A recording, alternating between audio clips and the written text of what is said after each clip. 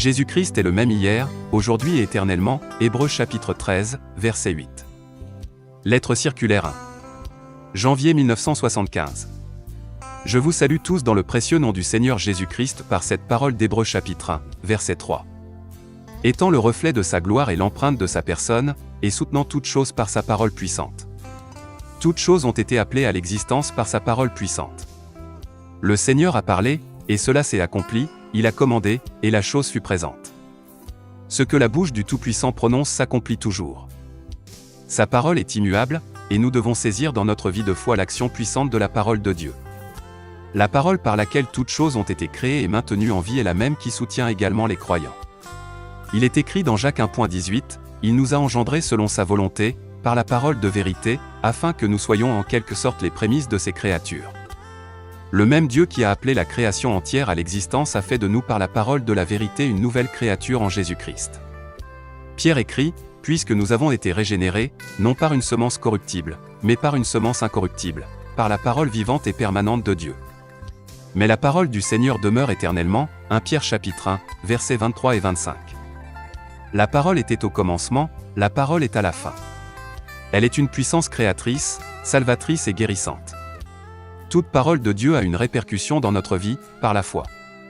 Puissions-nous seulement saisir cette vérité, que chaque promesse que nous prononçons dans la foi s'accomplira, si nous remplissons les conditions divines posées par Dieu. Chaque promesse est liée à l'obéissance de la foi. Tous les croyants de cette dernière génération, qui croient aux promesses se rapportant au retour de Jésus-Christ, éprouveront que la parole que Dieu leur a adressée est véritable et que la puissance de Dieu se manifeste.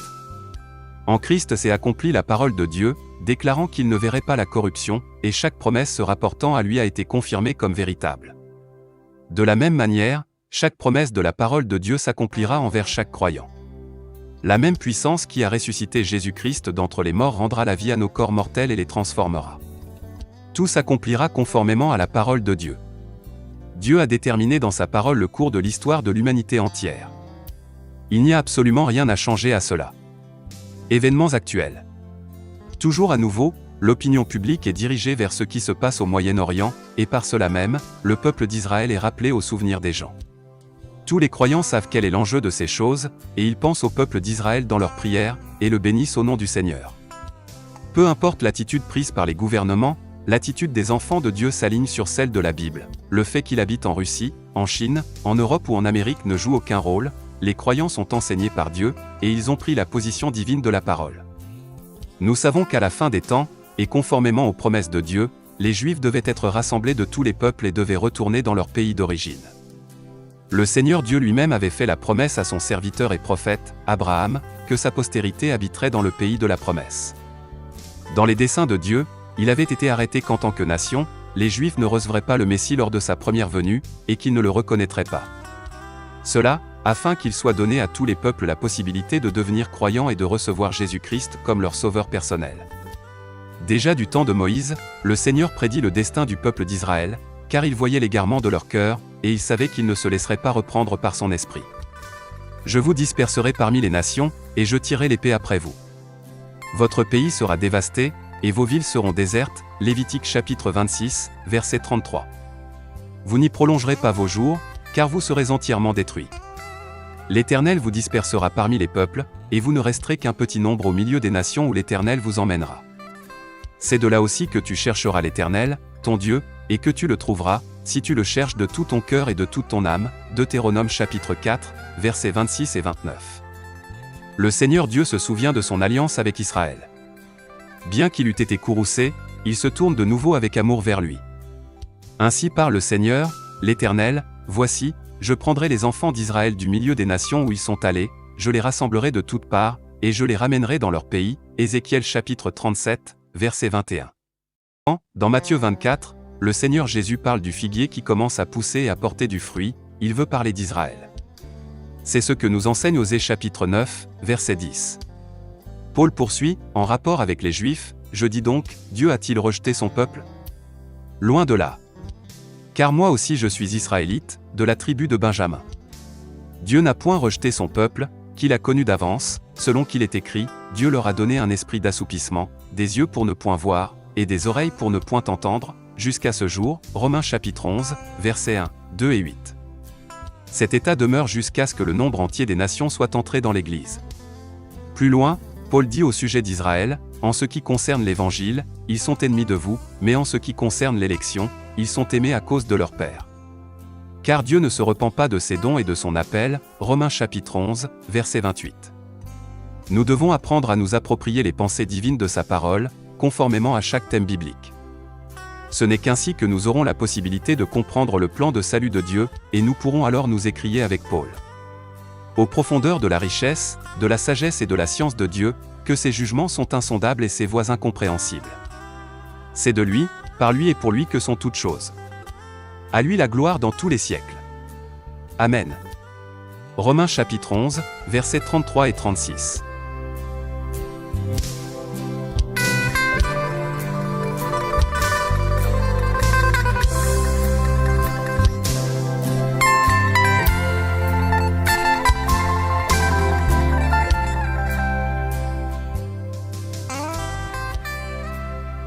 Le sabbat.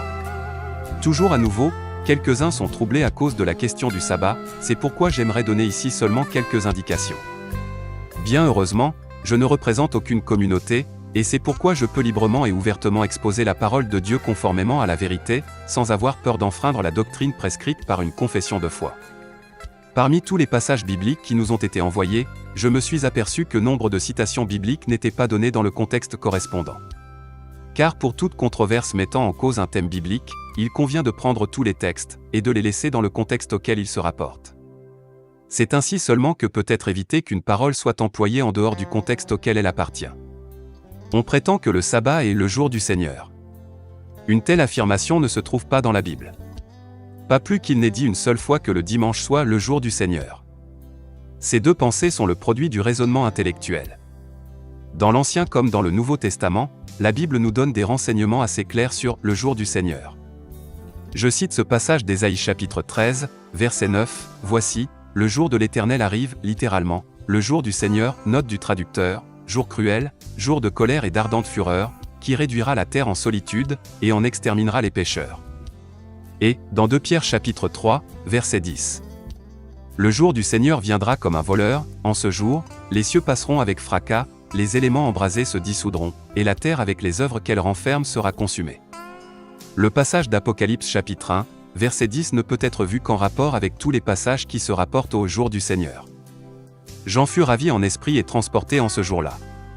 Il vit le jour du Seigneur qui était à venir. Le temps de la grâce est désigné comme le jour du salut. Il est écrit dans 2 Corinthiens chapitre 6, verset 2, « Car il dit, au temps favorable je t'ai exaucé, au jour du salut je t'ai secouru. » Voici maintenant le temps favorable, voici maintenant le jour du salut. Jean n'eut pas seulement la vision de la période de l'Église du Nouveau Testament, mais il vit aussi ce qui devait arriver après elle. La dernière lettre aux Églises se termine au chapitre 3. Nous lisons au chapitre 4. « Monte ici, et je te ferai voir ce qui doit arriver dans la suite. » Le temps de la grâce qui dure depuis presque 2000 ans, est désigné dans la Bible comme les derniers jours. À Pentecôte, Pierre se réfère au prophète Joël, et cite la prophétie du 3e chapitre. « Dans les derniers jours, dit Dieu, je répandrai de mon esprit sur toute chair » Actes chapitre 2, verset 17. Aussi longtemps que l'esprit est encore à l'œuvre, nous nous trouvons dans le temps de la grâce. Mais, quand les 6000 ans seront accomplis, ce 6e millénaire qui aux yeux de Dieu représente le 6e jour, alors commencera le 7e jour de 1000 ans, le 7e jour de Dieu. Dieu acheva son œuvre en 6 jours, et il se reposa le 7e jour. Mais il est une chose, bien-aimés, que vous ne devez pas ignorer, c'est que, devant le Seigneur, un jour est comme 1000 ans, et 1000 ans sont comme un jour, 2 Pierre chapitre 3, verset 8. Après les 6 millénaires de l'histoire de l'humanité, depuis Adam, il y aura le jour de repos du Seigneur, c'est le règne de 1000 ans, Apocalypse chapitre 20, verset 6. Quelques-uns prétendent que ceux qui célèbrent le dimanche portent la marque de la bête. Non seulement c'est une fausse assertion, mais encore une funeste interprétation de l'Écriture. Qui peut prétendre que Christ avait la marque de la bête parce qu'il se rassemblait avec ses disciples le dimanche? Voici ce qu'en dit Jean chapitre 20, versets 1 et 19, « Le premier jour de la semaine, Marie de Magdala se rendit au sépulcre dès le matin, comme il faisait encore obscur. Le soir de ce même jour, qui était le premier de la semaine, les portes du lieu où se trouvaient les disciples étant fermées à cause de la crainte qu'il avait des Juifs, Jésus vint, se présenta au milieu d'eux, et leur dit, « La paix soit avec vous. » 8 jours après, les disciples de Jésus étaient de nouveau dans la maison, et Thomas se trouvait avec eux. Jésus vint, les portes étant fermées, se présenta au milieu d'eux, et dit, « La paix soit avec vous. » Verset 26. Qui prétendra que Paul et les premiers chrétiens avaient la marque de la bête parce qu'ils célébraient un culte le dimanche? Le premier jour de la semaine, nous étions réunis pour rompre le pain, Actes chapitre 20, verset 7. Dans aucun passage biblique nous ne voyons que le Seigneur Jésus, ou les apôtres avec ceux qui étaient devenus croyants, célébraient un culte le jour du sabbat. Il est au contraire souvent écrit qu'aussi bien le Seigneur Jésus que les disciples prêchaient la parole aux Juifs le jour du sabbat. Personnellement, pendant la vingtaine d'années de mon ministère, j'ai tenu des cultes chaque samedi et dimanche, et aussi chaque jour de la semaine dans lequel j'avais l'occasion de le faire. Paul a même ordonné que la collecte pour les saints se fasse le premier jour de la semaine, 1 Corinthiens chapitre 16, verset 2. En ce qui concerne les Juifs, le Seigneur Dieu leur a ordonné de garder le sabbat comme un signe pour toujours. Les enfants d'Israël, non pas les nations, observeront le sabbat, en le célébrant, eux et leurs descendants, comme une alliance perpétuelle. Ce sera entre moi et les enfants d'Israël, pas les païens, un signe qui devra durer à perpétuité, Exode chapitre 31, versets 16 et 17. Celui qui a bien lu l'histoire de l'Église, et qui a pris connaissance de l'établissement du dimanche par la papauté comme jour officiel à observer, devrait réfléchir à ceci. Ce qui est effroyable en cette affaire n'est pas que l'on ait insisté sur un jour dans lequel les chrétiens se rassemblaient déjà depuis 300 ans, non. Mais ce qu'il y a de diabolique là-dedans, c'est que l'on commença à persécuter les Juifs, en les appelant les « meurtriers de Dieu », et qu'on les contraignit à observer le dimanche. Il leur fut interdit d'observer le sabbat, sous la menace de châtiment et de persécution. Le Seigneur Dieu, qui avait donné à son peuple d'Israël le sabbat comme un signe de l'alliance, tirera vengeance de cette action cruelle de la papauté. Celui qui lit attentivement la Bible peut facilement constater qu'il fut même reproché au Seigneur de ne pas avoir gardé le sabbat. Tous ceux qui ont cru en Jésus-Christ, et ont trouvé la paix avec Dieu, sont entrés dans le véritable repos de sabbat de Dieu. Ce repos ne s'étend pas seulement à un jour de la semaine, mais il est pour toujours en Dieu. Vous voyez qu'il est très important qu'en toute chose nous gardions l'équilibre biblique. Aussitôt que le fanatisme se glisse quelque part, l'amour de Christ se refroidit, et la chicane apparaît. Si nous faisons en sorte que quoi que ce soit d'autre que lui soit le point central de notre communion, la bénédiction a déjà disparu.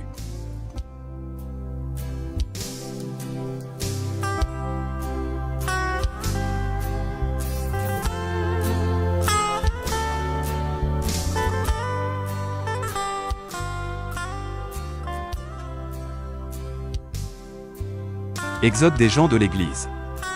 Les journaux rapportent que des milliers de personnes sortent de l'Église. Les mobiles en sont divers.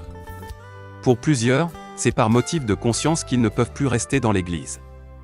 L'heure de la tentation est venue sur la terre entière par l'écuménisme, et tout véritable enfant de Dieu se trouve placé devant une décision à prendre. Celui qui se tait, et qui n'agit pas sans tarder, se rend complice de cette séduction religieuse. La sortie de l'Église du pasteur Richard Henninger, dans les pays d'expression allemande, fait les manchettes des journaux. Il a déclaré littéralement ceci: il m'est impossible de lire en chair les recommandations, les déclarations et les appels aux offrandes de l'écuménisme, sinon je serais complice de cette séduction. Pour prendre ses distances d'avec l'écuménisme, cela n'est possible qu'en sortant de l'Église. Comme je ne veux rien avoir à faire avec l'écuménisme de Genève, tant du point de vue nominal que théologique, ou moral, politique ou financier, il ne me reste plus d'autre possibilité que de sortir de l'Église évangélique nationale. Autrement, il n'y a pas de possibilité de se distancer d'eux. Pour étayer ces dires, Henninger cita Apocalypse chapitre 18, versets 1 à 5. Pour celui qui fait partie de l'Église de Jésus-Christ, il est impossible d'appartenir en même temps à l'écuménisme. Alors que toutes les églises, indépendantes ou non, se rassemblent, il n'est pas seulement nécessaire de recommander de sortir de l'Église, mais c'est bien plutôt l'ordre divin que nous devons écouter. C'est pourquoi, sortez du milieu d'eux, et séparez-vous, dit le Seigneur. Nouvelle de la mission. C'est avec une profonde reconnaissance que nous regardons en arrière vers ce que Dieu a fait dans cette année. Nous pourrions raconter beaucoup de choses au sujet de ce que Dieu a fait par le message du temps de la fin, tant à l'est qu'à l'ouest, au nord qu'au sud. C'est merveilleux de suivre la direction du Saint-Esprit. Avec l'aide de Dieu, nous avons installé une petite imprimerie dans laquelle nous imprimons nous-mêmes les textes en allemand et en anglais. Depuis que nous avons sorti en anglais les brochures Crois seulement et Impact de la Révélation, un puissant bond en avant s'est accompli pour le message du temps de la fin dans les pays d'expression anglaise. Beaucoup ont compris de quoi il s'agissait réellement, et ils ont reçu un fondement biblique pour leur foi. La première édition de ces deux brochures, qui étaient imprimées chacune en 10 000 exemplaires, a été épuisée en peu de temps, et a dû être réimprimée. Nous sommes très reconnaissants pour les nombreuses et encourageantes lettres que nous avons reçues. Le Seigneur nous a conduits, à part notre émission en allemand sur Radio Luxembourg, d'en commencer une en anglais au Canada. Nous émettrons sur autant de postes d'émissions que possible, afin que le message du temps de la fin soit publié partout. Nous avons reçu de telles exhortations au sujet de ces émissions en allemand, que nous nous sentons encouragés de continuer à publier les vérités bibliques. Ce ne sont pas seulement des lettres que nous recevons, mais aussi des appels téléphoniques. Ce sont toujours à nouveau des personnes qui n'avaient pas entendu parler, auparavant, de ce que Dieu avait fait dans ces temps de la fin. À cette occasion, j'aimerais remercier sincèrement tous ceux auxquels le Seigneur a mis à cœur de soutenir le travail missionnaire. Nous ne mentionnerons ni les grands frais que cela entraîne, ni les travaux pénibles que cette œuvre occasionne. Nous nous adonnons à ce service avec un parfait abandon, et nous savons que le Seigneur Dieu voit toutes choses et qu'il conduit et dirige les siens. Tous ensemble, nous sommes ouvriers avec Dieu. Chacun peut avoir part à ce que le Seigneur fait maintenant. Agissant de la part de Dieu. Frère Franck.